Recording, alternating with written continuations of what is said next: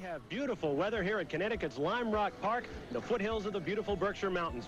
And here at Lime Rock, Bill, even though we have great conditions, it's a racetrack that can produce surprises. There were a lot of tracks that opened in the 1950s. Didn't matter whether it was Europe. Obviously, we're coming out of the Second World War. I've driven some great tracks over my years. You know, I've raced at Spa and the Nürburgring and everything else, but okay, it's 1.5 miles, but it doesn't give anything away to those guys, quite frankly. Lime Rock is easy to learn, but it's very difficult to master. There's a lot of subtleties there. Big Bend, which is relatively flat, you know, that's a turn that you have to really hustle. Come out of that and you go into the left hand of the slowest turn on the track. Then you get to the big challenge, which is the uphill. To go fast in there, you do something that you're taught all of your life not to do, is you turn in early. But you have to trust the fact that when you turn in early, the hill is going to catch you. It's West Bend, it's pretty conventional. And then you go to the downhill or diving turn. A great instructor, Terry Lear, would have always used to say down there is like, son, you lift in the downhill, 365 days from today, you'll still be dead. I'm continue to be fascinated and challenged and everything. Lime Rock has endured the test of time, but it's a leap in faith.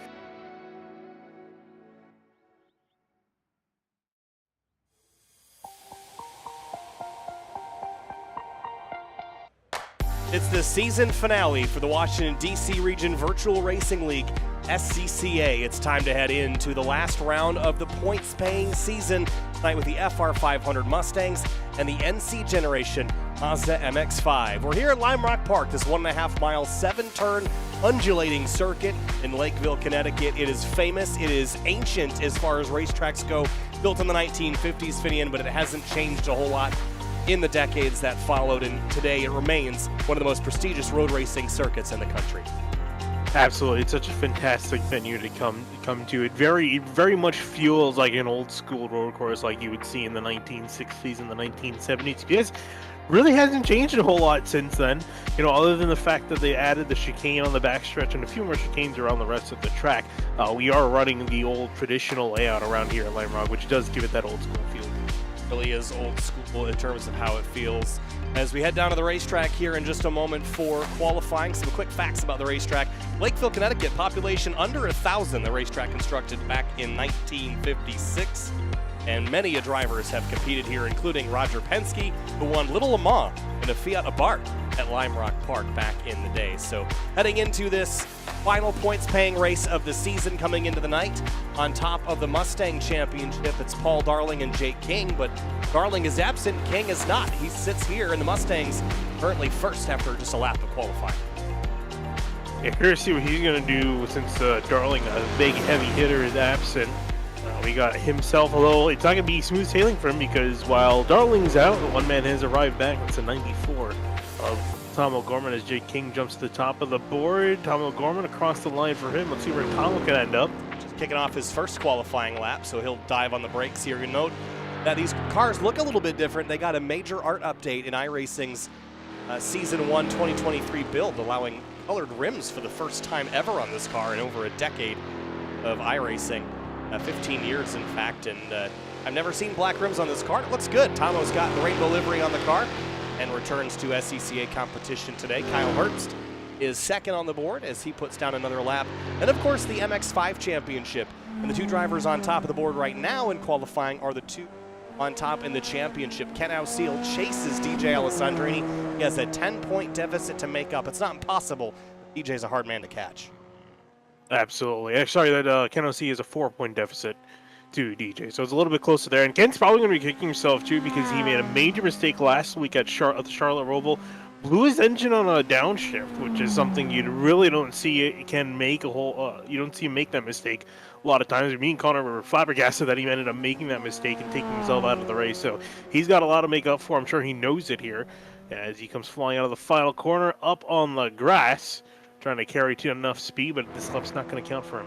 Well, Alessandrini is going to be chasing him right now. He's 41 thousandths of a second behind him, and we know how competitive DJ is. And starting on the front row was going to put you back in second almost immediately here, just because that first turn, Big Bend, is such a long sweeping turn that if you're on the left side of the road and you don't get to the right, it's going to cost you some time. DJ drops a wheel there as well, so will not get a better chance at qualifying. Tomo invalidated his first lap. We'll see if he can go quicker or log a legal lap here on his second.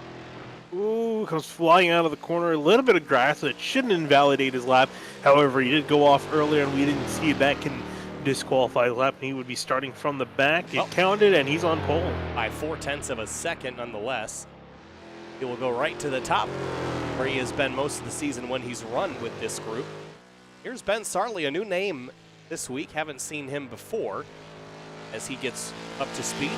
Has one lap in the books that did not count. We'll see if his second lap is good. A lot of drivers invalidating their laps here, Finian.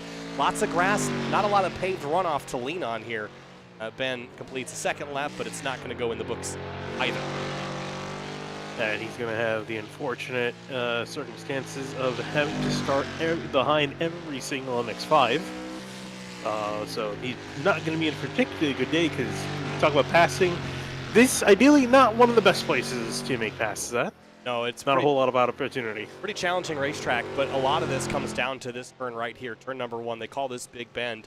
And when you looked at the racetrack from high above, kind of see why. This is a really flowy circuit, but there's not a lot of straightaway, not a lot of areas for you to gain ground. And then when you get to the corners, they're really high commitment single lane corners, and you can't really effectively get side by side in very many of them. So you look at turn 1, that's really your best shot, place where you get a little bit of slipstream.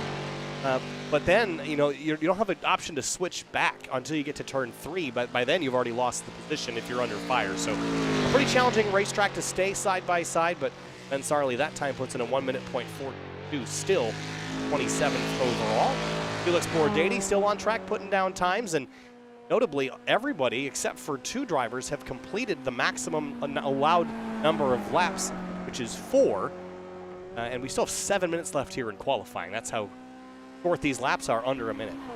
I was going to say, you run through them pretty quickly, and everyone's been out there pretty much now at this point, putting laps down. He looks across the line, and he's already put in his laps. He's doing a little extra practice. And now Ben Sarley and Kerry Coughlin, who has not yet put a time on the board, going up on the racetrack just yet. Here's Jonathan Crane working out some practice here. The Mustang, this is an unlikely car for this track. Now, I know the Skip Barber Racing School operates out of here. They just moved their headquarters to VIR, but they still operate one of their racing schools out of Lime Rock Park. And they use this generation Mustang, not this particular car, but this, I guess it's an S450 Mustang. What is it? I don't know. That's wrong, dude. What Mustang generation? But this mid-2000s generation, big cars for this little track, but 350 horsepower, 3,600 pounds, not exactly light on their feet. And the difference between Tom O'Gorman's pole lap and Ken Ausiel's pole lap is only about 2.5 seconds, not even.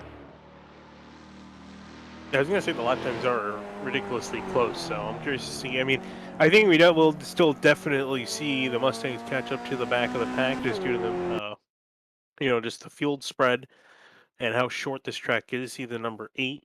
Watch the left rear tire here. It hitches the car, and the left rear tire picked up off the ground. He's got that thing hucked in there so hot. Really fun to watch. Idasek continuing to work his way around on some practice laps. Kind of riding over the shoulder here. And down the hill here.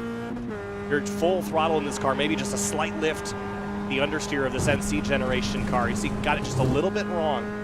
As soon as you turn it in and pitch it in, you're committed, and wherever you turn in is where the car is going to let you go. So if you turn in early and you're going to catch that compression, you're going to be just fine. You turn in a little bit late, and you're going to be way offline and in the tire bundles over there at the exit of turn 7. So it will bite you if you make a mistake. And that's true for most corners here. The only ones that are a little bit forgiving are really turns 2, 2 and 3. Once you get to turn 4, there's a tire wall right here again to hit. Yeah, and I'm sure we might probably see some guys get into that wall on the opening lap when everyone's so close and tight together. Everyone's trying to make up spots. we've seen a lot of times in the past, a lot of guys get just a little bit too overly aggressive and make, get into someone in that corner instead of falling off the track. Same thing around this section once you crest the hill. Speaking of cresting hills, here's the uphill at turn 5. Watch this. Might get a little bit of visible airtime. You see the suspension at least uncompress. Neither of these cars really carrying enough speed to get the full Lime Rock Park airborne treatment, but you certainly feel the revs climb as you come up over the top of the uphill. Into turn 1 again, Crane giving us a show, at least something to watch here as the timer ticks down here in qualifying. And big heavy car that leans a lot. And can burn up the rear tires as well if you try to steer it with the throttle. Yeah, that's a big thing for these guys to watch out for. Between the Mustangs and the MX-5s, just, with so many high-speed corners here, you're going to just be forcing the car to kind of do your bidding. As you mentioned, if you're steering with the gas pedal, you're going to bite yourself because, it's a 30-minute race. It's not exactly an endurance race, but you definitely don't want to burn up your tires too early on. Or your brakes. Both these cars have ABS, but lean on it too much, and you're going to be overheating tires as you chirp them down to cornering speed. Crane continues to work his way around. 3 minutes left here in qualifying, but everybody has put down times except for Kerry Coughlin, who we mentioned before it didn't take to the road, and Ryan Maloney, late join. We always know he's competitive. He's still got time to put a time on the board, but I'm not sure he'll load in time. It's showing he is in the server, but hasn't got out on the track just yet. So waiting on him to put a time down. He's going to want to hurry, though, as you mentioned. Going to want to hurry if he wants to get a time in.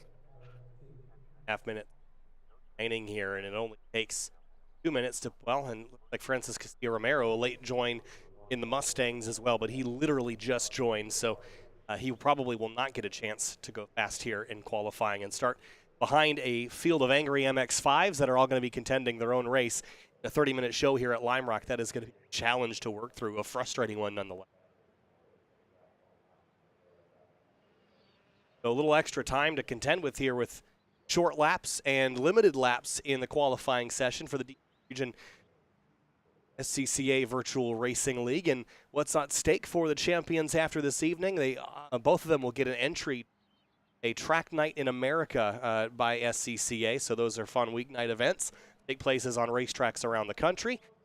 Champion will be awarded one entry to a track night in America of their choosing. Again, the drivers that are potentially going to grab one of those, Jake King in the 39, and then either Ken Hauseal or DJ Alessandrini, depending on one of those two takes it home. Really surprised. Yeah, really. I don't know if Paul Darling wasn't able to make it tonight, Finian, but has the lead. He just showed up and given it a go. He might have walked away a champion, but I guess jury's still out. Jake King's got to earn points to overtake him. Yeah, well, it is kind of surprising to see him not at an event like this. I'm sure he's probably going to be annoyed that he can't participate in. Again, we still have to wait and see, what all the drop races accounted for, how the points are going to divvy up at the end. By the end of this race, we should know exactly who, right off the checker flight, we should know who is going to take the trophy home. So Darling, he has a pretty decent lead, just about 14 points over Jake King. So King can win this race, again, depending on how the drop races go, because you can have two drop races. We could still see Darling walking out of here with a championship. Okay, I wasn't sure where you were drawing there for a second. So in this group of trees here, I just have a story to tell while we've got this extra time. There is a house here that is used Lime Rock Park's shipping and receiving. And when I say a house, I mean it's the most haunted looking house you've ever seen in your life. And there's no electricity, no lights. They drop packages off in this building. It is padlocked, and you tell me that there have been people murdered there for decades. It just, you walk up to it, and it's dirty and dusty, and windows are boarded up, and very scary looking. And of course, we had to go get a bunch of arcades out of it 11 o'clock at night. So that's my story about Lime Rock shipping and receiving. I was gonna say, I mean, in a way, it kind of works out pretty well, right? Because it doesn't stand out. You don't want to go in and see what's there, so it kind of works as a good security system. I wouldn't go there if I didn't have to. Big, little racetrack, big paddock area as well. As we look down on the top-down view here, one of my favorite things about Lime Rock is the spectator hill over here. Really neat to look at. Put a Jumbotron right, whoops, okay, sure, that works too. Jumbotron right on the left-hand side of the screen, right here, and all the fans sit here, and they can basically see all of this without moving an inch. It's a really cool racetrack, really well set up for spectating. Let's head down to the racetrack and spectate the starting lineup here for tonight's 30-minute race. And kick things off with our front row in the Mustangs. It's Tom O'Gorman in the number 94. Kyle Herbst will start alongside him in the number 89, that red Mustang P2. Back and behind them, Jay King's going to be lined up in the 39 car. Next to him, Kevin Zhu in the 24 in 4th place. Starting in row number 3, it'll be Trenton McMillian in the number 14. Mike Leader rolls off in 6th in number 53. Same theme for the entire season, have an odd number of Mustangs at least at the front of the order. So Jonathan Crane will be the last Mustang. Ken will still be starting on pole for the Mazdas. In 2nd place in the MX-5s, it's DJ Alessandrini, points leader, and then Andrew Pilata will start right behind him in the number 96 in 3rd. Gail Patrick is going to be lined up in the 998 in 4th. Colin Daner up in 5th place in the 10. Watch out for him, he can be pretty quick around here.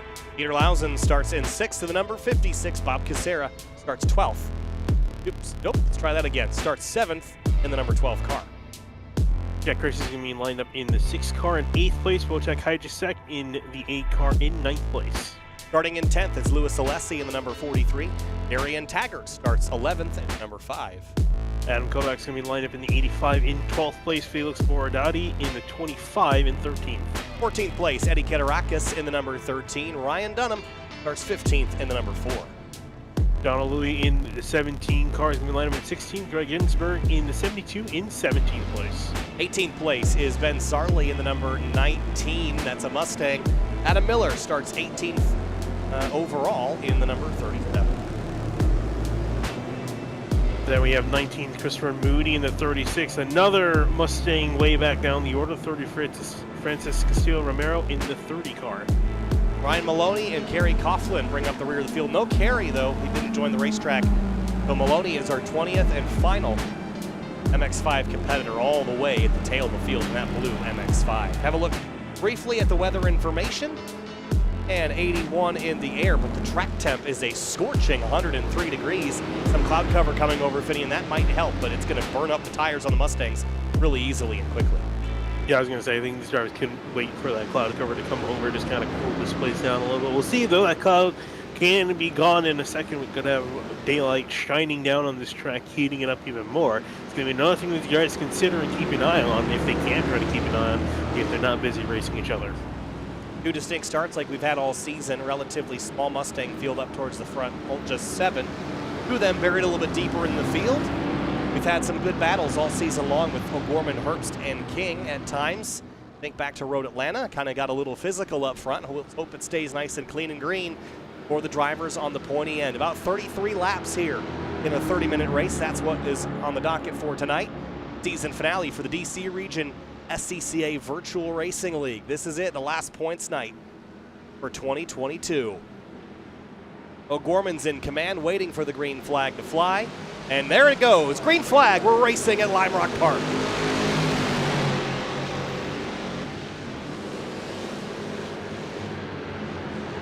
King already getting by Kyle Herbst in turn number 1. That 3rd place is an advantage for the initial drop of the green flag. O'Gorman's got the top spot for now as the MX-5s sail by the start-finish line and head to turn 1. I was going to say, they went right as they came to the line, so they're all very much stacked up together flying into turn 1 for the first time. But a side-by-side deeper in the field and some Mustangs flanking this group.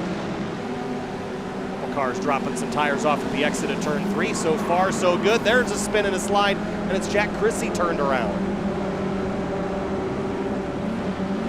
See what happened to him if another competitor was involved in that. Ooh, and the 13 off the track. He's going to spin back on the track and a big rack midfield. That's a big stack up on the back straightaway. The no-name straight, they call it, and they're still banging doors back there. And more cars flipping and tumbling in the background. Up front, though, in the Mustangs, O'Gorman has Jay King right on his heels. Yeah, chasing him down, nose to tail. I'm curious to see when we see King potentially trying to make a move on O'Gorman.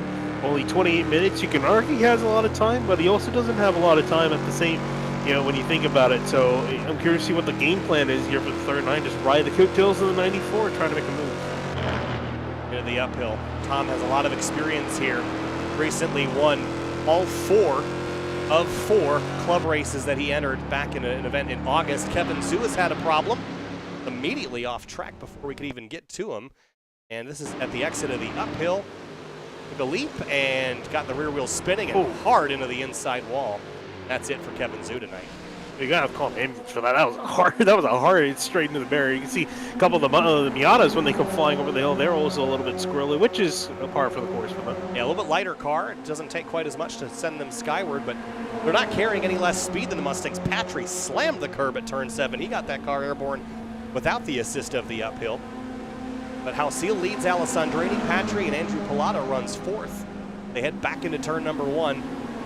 Orderly looking for now, but how much longer will that last? Yeah, that's going to be the big question, right? How much longer is this going to last? In behind this group, Peter Laus and Bob Kucera, Darren Taggart trying to chase them down as the top 5 slowly broke away on the start. Talked about how the Mustang doesn't really seem to fit this track very well, but the MX-5, au contraire. Patry really wide, he tags the barrier, and he's in the wall at the exit of turn 4. He's got some pretty decent damage to the left side of that car. I can't imagine he's going to be driving straight. Take a look at what happened here. Got a bump from Pilata in behind that sent him a little wide on the exit. See right. Did he get hit? I don't think he got hit. I think he just it looked really close on from my view. It might have not been. Very close though, and he tagged the rear of the barrier. That's all it took.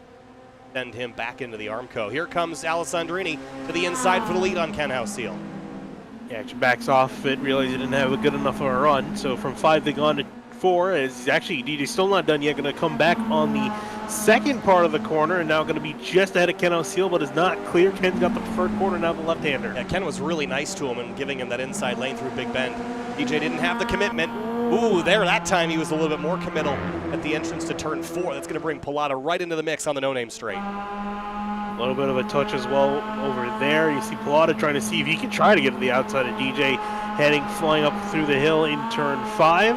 Has to slot himself back in line as he's forward race it down. Fierce battle here. Remember, there's Track 9 America entries on the line for these two.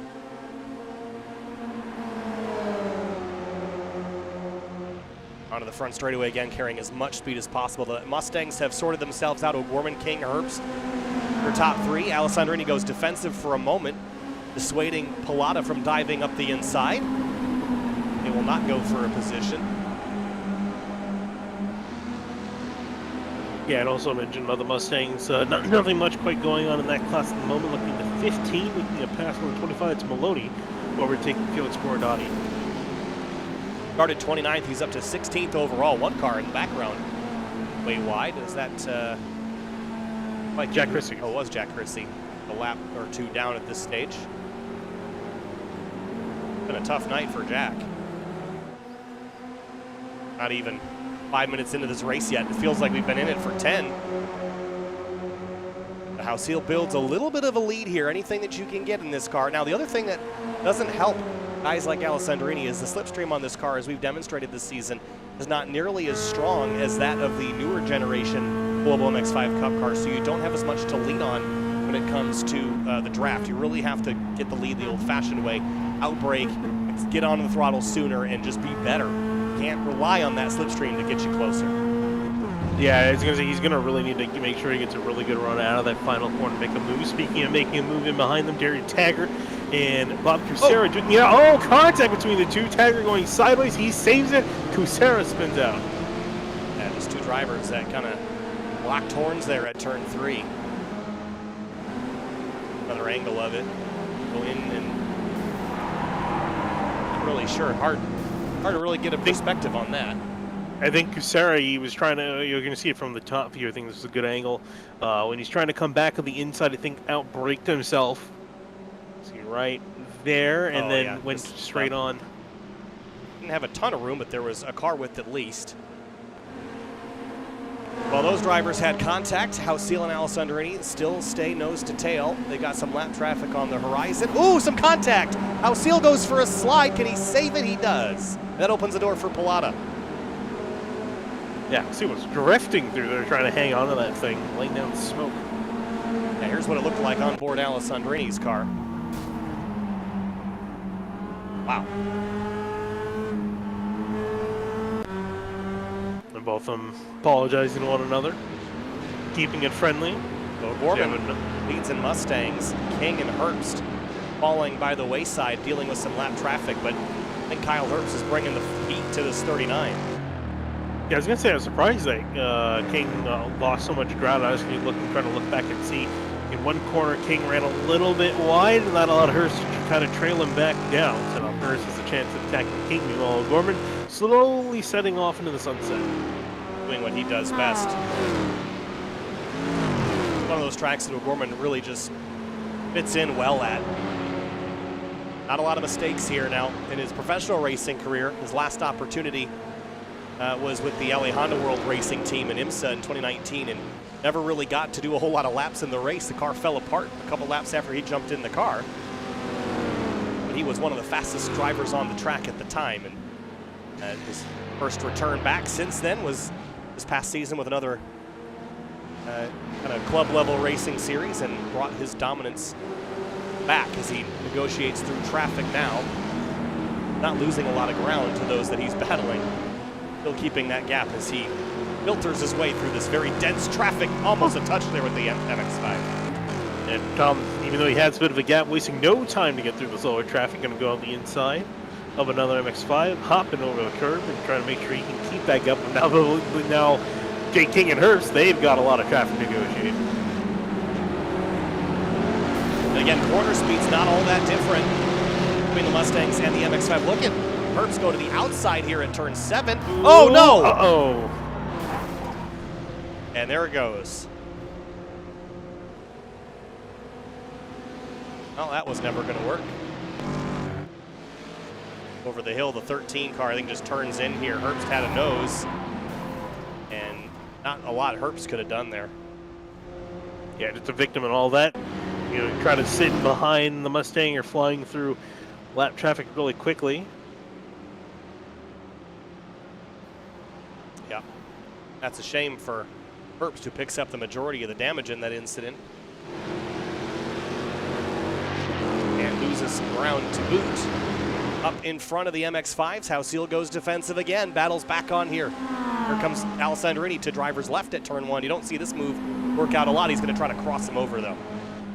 He's going to try. There's not really much room to cross him over. There's that lane that opens up in the middle of the corner because, again, it's a double apex there working through the bend.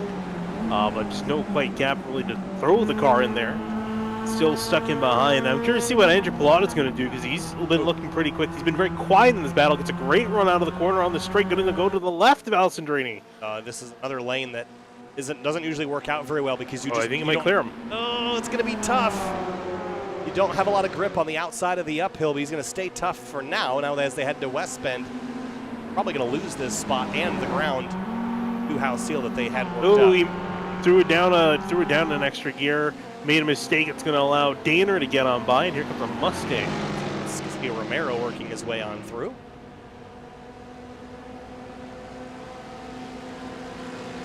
That going to put Pilata back and give Daner a position. Daner almost gets hit from behind. Darian Taggart is off at turn 7. Happened here. Pulled off. And the old manual Alt F4, I think. Daner's big time sideways letting the Mustang by. Pilata's going to take this run and try to get by him to the inside. Why you don't leave the door open on No Name Straight because it's just incredibly hard to defend on driver's left. There's really one groove through here, and if you're off it, you're going in the tires or you're having to lift. Yeah, Daner caught some grass when he's trying to let the Mustang on by, and the left rear got a little bit. That's why he got to sideways. Lucking a little bit further down the order. Number 8 car being chased down by Ryan Maloney. Hydrosec trying to defend up ahead. Yeah, just ahead of him. I think that's Peter Lausen. That Lausen, is that for position? Yes. I think that's a 37 car, Adam Miller. Never mind. It's another blue car. Yes, that is Adam Miller. Lausen's the other car, MX-5, just up ahead of them. Big gains there from one. Remember, he started tail of the field. He's going to tap the back of the 8. But Maloney started way in the back and is now up to 7th in class. A really strong run. But he almost gave a black eye to with that contact with the 8, but didn't turn the 8 around, thankfully, and they'll both continue. And Mustang's one car off. That's leader. Oh. That big bend, I think. Yes. Not sure why he went off. Oop, just in too hot, didn't brake too late. As soon as you step one tire off, you don't have any grip left to retain position on the road. He'll drop a spot to Trenton McMillian in the number 14. Nice silver snake on the side. Oh, that looks amazing. Look good. This new model in general, they did a really good job. It looks so much more higher quality. I mean, obviously it was. The old car was really old. The taillights in particular. Really yes. Good. They actually look 3D instead of like a sticker they threw on. Yep. So Hauseal has the lead in the MX-5s. For third place, though, Pilata and Daner continue their scrap. This is the closest battle on the racetrack in terms of overall position. Yeah, I'm curious to see these guys maybe try to call, a bit of a temporary truce, try to see if they can catch back up to Alcedrine Hauseal. It's a tall order, but still got 17 minutes left to racing. So anything's possible. They can keep their heads down, just focus on getting some times in. They're both pretty quick. Might have a chance of catching those two. I mean, especially if they keep battling. Yeah, that's the thing, right? Is this race isn't even half over, and you know that DJ and Ken are going to start fighting. They're not in the clear yet, but they might feel like they're in the clear, and they can have permission to start battling when DJ gets back to Ken. I've already seen them lay fenders on each other once or twice tonight. Not that that's how they typically race, but that's when things come down to it. Slightest miscalculation and really muck up a lap and just make the 2.5 seconds they have back to Pilata seem like nothing. It's kind of what happens. You get that contact when you only really have one solid passing opportunity around this entire place. So everyone's going to be fighting aggressively to make that pass happen. And see, little beating and bang, nothing too crazy though, as you mentioned. DJ reeling Ken back in. Watch the corner speed here at turn 7. Nothing below 102 miles an hour. That's incredibly fast. Yeah, a great run through that final corner as well. You can see how much he's gaining, and then now you include just a little bit of slipstream as well. He's going to go for Add it. a little bit. He's going to go to the inside. Can he break to 23, though? That's going to be the big question. Oh, he's in really hot. He carries good speed and keeps it tucked right on that white line. Tires up on the curb. I'm surprised Ken let him have that. But now Ken's going to fight back to the left. Ooh, with a little bit of contact there. Him up at turn 3. This is getting a little heavier and hotter than I was expecting it to be. Yeah, I'm not sure if that was Ken throwing it in there a little bit too hard, or if he tried to purposely run just a little bit more off the apex of the corner to make DJ check up. Either or, it worked out really well for him. DJ, if he had stuck there the inside of turn 4, he would have been in a really good spot. Where did Kyle Herbst go? In the pits. Not sure why. Well, let's find out why. Had a wreck. Oh, top of the hill at 7. Yep, that'll do it. Yeah, that was his self spin. He just caught the grass and got the car loose enough. These two bad day gone out. worse. This is gonna be a real good fight here. And while this is happening, Pilata's eaten in about half a second off of this advantage that they had over him. So this could be a 3 or 4 horse race for the end. Meanwhile, here's Adam Koback and Idasek battling for 7th. And Tomo Gorman, what's happened to Tomo? He's off course at turn 1. Oh, yeah. Turn 3, this is the left-hander, then coming back on. What happened here? He was off almost in the marsh. That was very weird. Something had to have happened there. Hardware disconnection or something. Watch the taillights. He just went wide. Yeah, I don't know, or it must have been some distraction or something. Maybe, but very, very weird. And now we've got a battle going on for the lead again in Mustangs. So, wow, 14 minutes to go. He'll make up the time that he lost, but that was a very strange situation for the Mustang leader. Definitely going to make it interesting for us watching. Tom probably not so happy that happened. I bet you that'll bother him.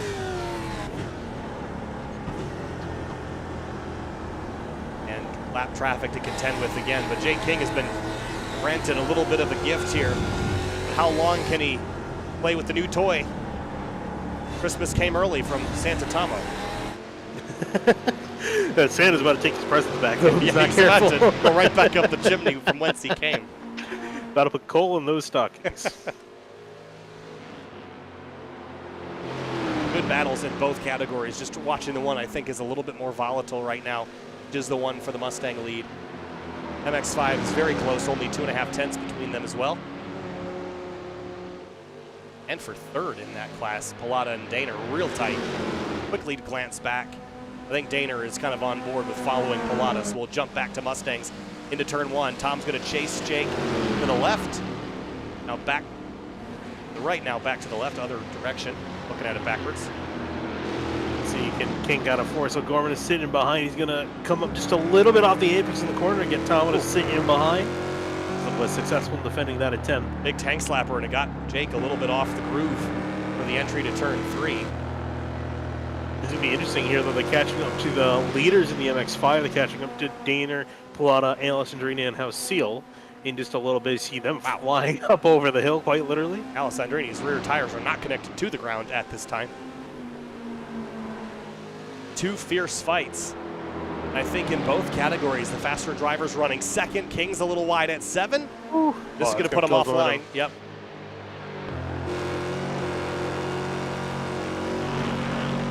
Actually wasn't too terrible. He was able to make up for it in that actual final corner. O'Gorman not able to get enough of a run. In turn 1, brakes. A little bit different entry line there. Tom gains some ground here to the middle of the corner. Now third place traffic in MX-5. Yeah, this is going to be interesting depending on where they catch it. It could be very good for one of these guys and very bad for the other, depending on where they get them. Or bad for both. That's usually what happens. Oh, big dive up to turn 5. That was a huge moment there. King on the binders a little bit, trying to spook Tom. Tom went for it, but thought better of it and bailed out.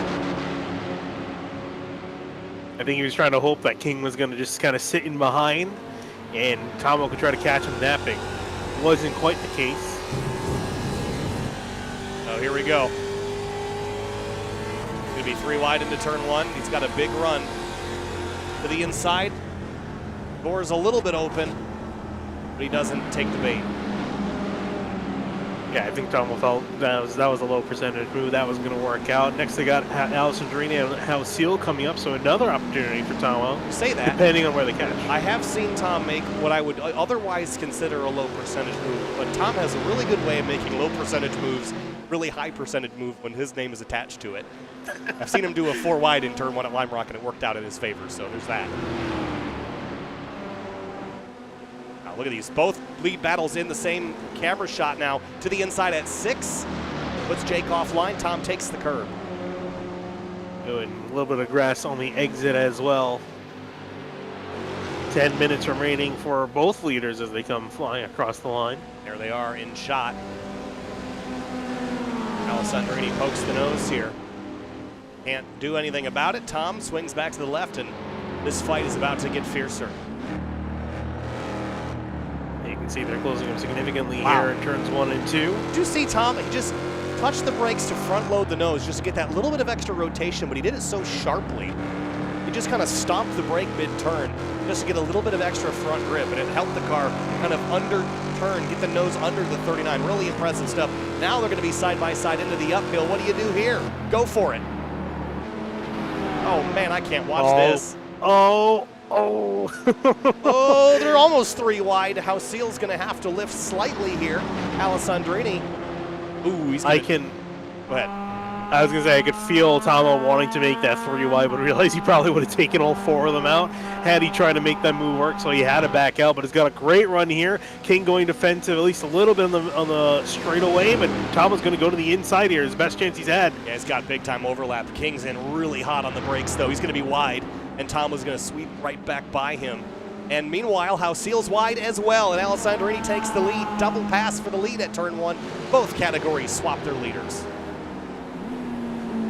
And for King. I'm not sure if he's got anything more left to give to Tomo. I say that actually, Tomo's stuck in behind a Mazda. King's coming back on him here on the no-name straight. Yeah, what are you going to do, though? No-name straight's a very difficult place to get overlap to do anything with. The uphill. Both leaders have exchanged. Now Andrew Pilata. DJ! By the way, Pilata's had a crash. Let's go back and see how this happened. It was a little while ago. That car is really torn up. Yeah, he's, wow, okay. Whoa, hello. Well, let's see how it happened.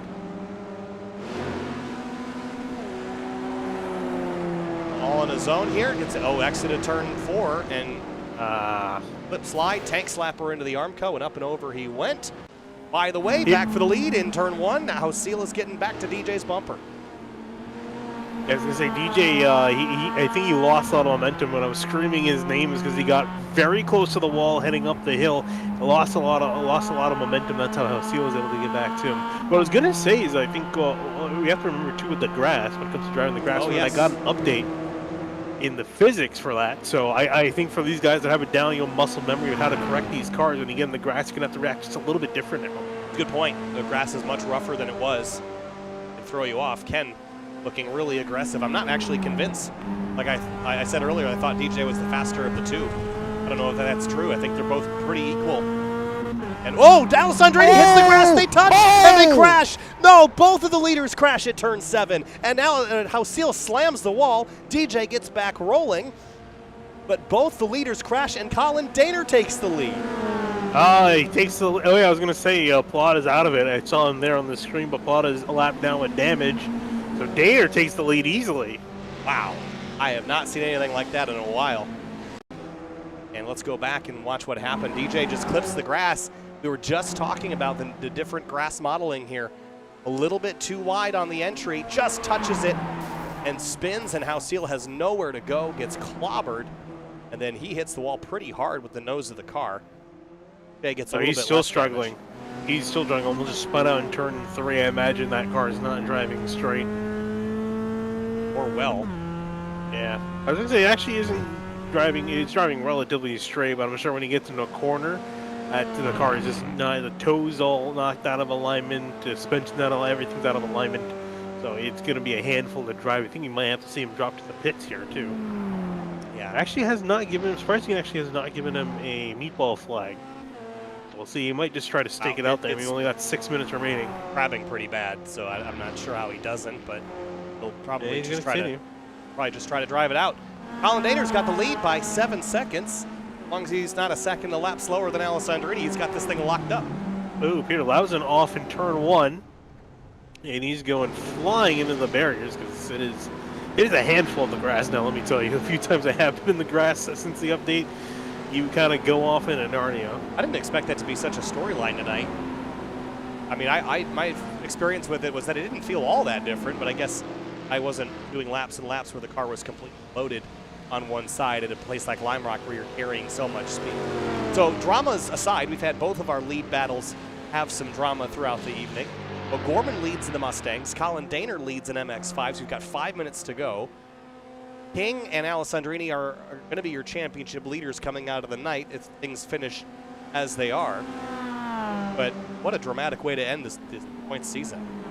Yeah, absolutely. It may seem pretty tough, especially with O'Gorman up the top, but it's been a really good race in both classes. A lot of drama in both classes, which typically leads to some good racing. Ooh, DJ coming in. Oh, this could have some implications on the season championship. Remember the points differential. Black flag. Yeah, he had a black flag. So how does Ken not? I don't know. I think DJ might have gone off the track many times than Ken. Oh, I see. The track limits violation. Yes. So now, 3rd is Ken. DJ is 6th. Does that mean that DJ would win the championship by 1 point if things finish as they are? I don't know. We'll have to find out. It's going to be close. To bet you that much. 4 minutes left. Getting very, very tight in the MX-5 championship. Look at Jake King drifting that Mustang. Trying to find some pace, but 6/10 slower than Tom last time by.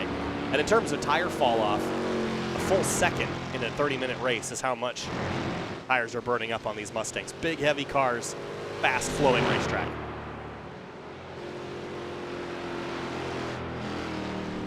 Tom flying through, man. The black wheels on that Mustang, very good. I think it's just nice because they're different, right? We've seen them, Yeah. just they're not even silver; they were gray for a decade. Gives it a lot more of a street look as well. It does look good. I think the extra contrast in the grills and things help a lot as well. So other battles on the race. By the way, this has been another night with lots of attrition. 29 starters, 18 runners. And that opening lap crash took out a handful, but then you bring in a lot of the single car incidents and the grass challenge that's been brought as well. Here's battle for third. Now, this is a pretty crucial spot for Hauseal. Depending on where things line up, he needs every position he can get, and Bob Casera is running him down just a little bit each lap. Yeah, I'm curious to see what's going to happen here and see if Casera is going to push the issue. And again, this could, considering how close this could be pretty vital to the points. Yeah, again, I think if my math is correct, DJ's got it by 1 point. But DJ's not going to pass anybody. He also might not get passed. Peter Lawson, the guy that was chasing him, is out of the race now, so. Yeah, internet. Turn one. Well, I was going to say he had internet disconnect, and then he went flying into turn one. Reappearing in the tire bundle, that's never a fun way to come back onto the road. So with that, the MX-5 championship fight is still very much up in the air. Alessi is the next driver on the list to go run down DJ Alessandrini. It's a full lap behind. So if the math works out, DJ still got it by a point. But can need to hang on to this and gain one more spot, which is seemingly unlikely.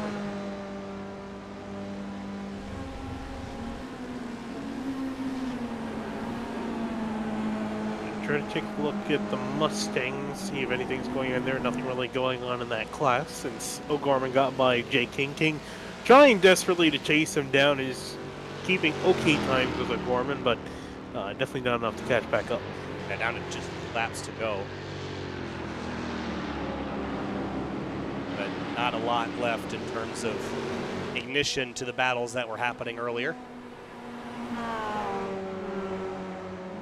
So some fierce fights throughout the season, some dramas, especially at the front in both categories, especially tonight. How about the leaders tangling? I haven't seen that happen where both leaders got kind of taken out in such a long time on the road racing side here. Usually you see one guy get the short end of the stick, and maybe Ken slightly got that in terms of the crash damage, but DJ ended up getting an additional penalty, sending him down pit lane and losing more spots. So it really ended up hurting both of them pretty significantly. Tom O'Gorman, though, his mistake, he made up for. Drove back by and caught Jay King. Picks up the white flag. One more lap here for the DC Region Virtual Racing League. Head through turn number one following Tomo. Closest battle on the track is still the one for third in MX-5s. Yeah, looking on through there, number 12, Casera still breathing down his neck. Another Mustang in behind, also trying to work his way on through. Number 30, Francisco Castillo Romero will finish 5th when everything's said and done. A top 5 after having to drive through the entire MX-5 class isn't so bad. And high attrition rate in the Mustangs. 3 of the 9 rather, out. So with the MX-5s taking their last lap, Tom O'Gorman comes down the hill. Didn't run the full season, wasn't able to claim a championship, but he will claim another victory at Lime Rock Park in the Washington, D.C. region SCCA Virtual Racing League. Tom O'Gorman gets it done at Lime Rock, picks up another victory on the year. Jake King comes home in second, and he likely will come home with the championship trophy as well, including that the prize of the Track Night in America entry. Colin Daner in the number 10 outlasted everybody else as they tangled for the lead. Colin Daner comes through the final corner. Checkered flag waves for the Super Chicken car. The number 10 brings it home in victory lane and wins at Lime Rock. Ryan Maloney will bring it home in second, and Ken Hauseal fought for every position he could get after getting involved in that contact. But I don't think it's going to be quite enough in the championship. We'll see how things tally out. No, I don't think it definitely won't be, because DJ actually just passed Bob Kucera, who made a mistake on the final lap. So DJ will come home and finish in 5th instead of 6th place. Yeah, so DJ will grab that top 5 after hunting that lead, never really getting it, but he will likely end up as your champion in the MX-5s. Jake King, of course, will be champion in the Mustangs if things are tallied as we'd expect. Here's a look at your race results. And top of the board, Tom O'Gorman. Typical sight to see. Jake King, 2nd place. McMillian brings home a podium in the number 14. Good night for him. Didn't talk about him a lot. He was kind of a no man's land, but stayed out of trouble and kept the car clean. I was gonna say, it's no man's land, but I mean, hey, if you got yourself a top 3 finish, definitely nothing to scoff at. And with that too, is just refreshing the page. So can't confirm Paul Darling actually will still hold on and will win the championship in the Mustangs. Curious if Paul may have calculated that and realized he didn't need to show up for this, and maybe had something else to attend to, so just decided not to show up. So Darling will actually take on the championship still over Jay King. And in the next 5, DJ El Cedrino will win over Ken by 3 points. All right, we're going to move on now to the next page of results. We've got Bob Kucera, Jonathan Crane, Louis Alessi, Andrew Pilata. Tough night for him. He had that crash that really took him out of the running after fighting up front all night. Yeah, really unfortunate for a lot of these guys further down the order. You can see the outs continuing on, starting at position 18. And then the rest of the 2nd page after that, or the 3rd page after, it's all retirements from there. A lot of drivers getting involved in incidents, which you wouldn't really think for Lime Rock. No, again, it's a place that kind of eats cars. You just don't think about it because it's not a super high top speed place, but your average speed is relatively high. And it's a fast-flowing circuit that really will penalize you for making mistakes. One last rundown here of the finishing positions before we get into our post-race and post-season interviews, but we're not quite done with this season, if I'm correct, Finian. We get one more go at this, and not for points, but we head to Long Beach next week with some GT4 cars. Indeed, yeah, that'll be the final race of the season. Even though it's the final points race, there'll be a non-points race next week. Long Beach GT4s.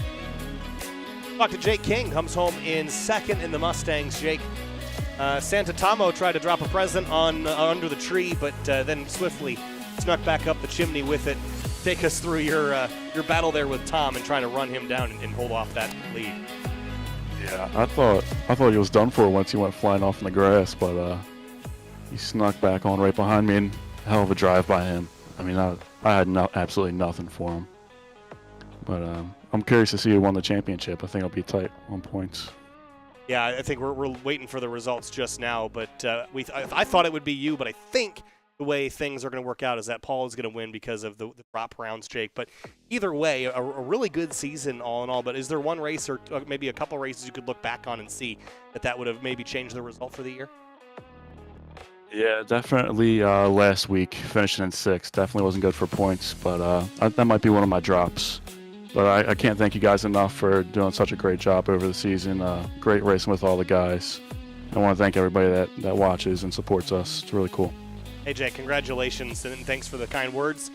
I think it's going to be 2nd for you on the season, but 2nd in the race as well. Not a bad spot, Jake. Congratulations, and hopefully we'll see you in the GT4 cars next week. Oh, yep, I'll see you guys there. All right. Bye. If anyone, we wait for the rest of the tallies here, and maybe if anybody else wants to join us here in the green room to chat brief. Again, Track Night in America entries for the winners of the championships in each of their respective categories. Mustangs, Paul Darling, and the MX-5s to DJ Alessandrini. Just waiting to see if anybody else, and yes, there is confirmation, Paul is your season champion in the Mustangs. We'll just wait and see if we get anybody else to chat with before we sign off for the night, Finian. Good racing, though. Lime Rock Park is always a blast to watch.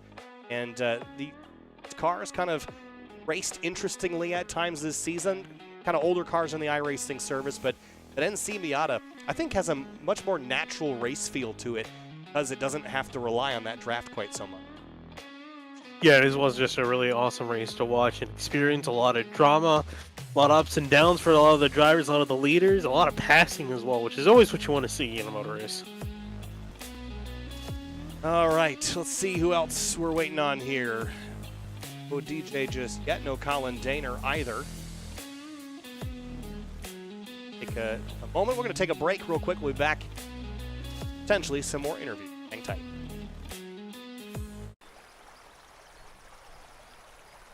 We have beautiful weather here at Connecticut's Lime Rock Park, the foothills of the beautiful Berkshire Mountains.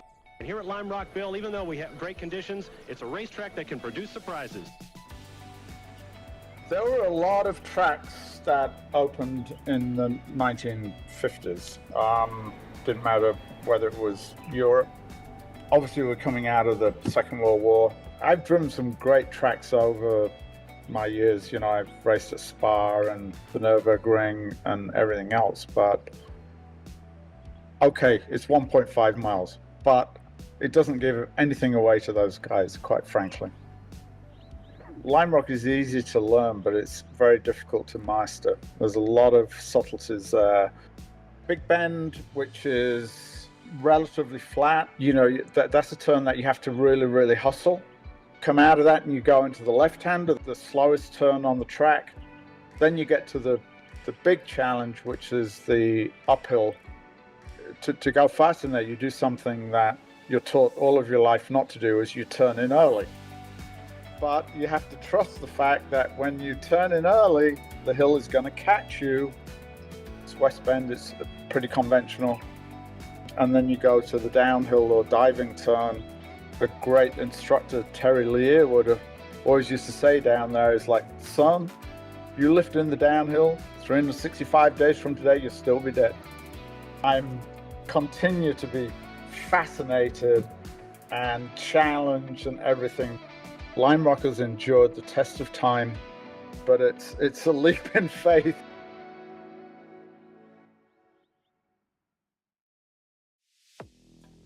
Back live from Lime Rock Park with some final thoughts before we head off to our last round of the season non-points race at Long Beach with GT Force Fitting. Final thoughts on the season, Mustangs, MX-5s, the battles we saw. A lot of the same names and faces up front all year long, but that led to some really good racing throughout the year.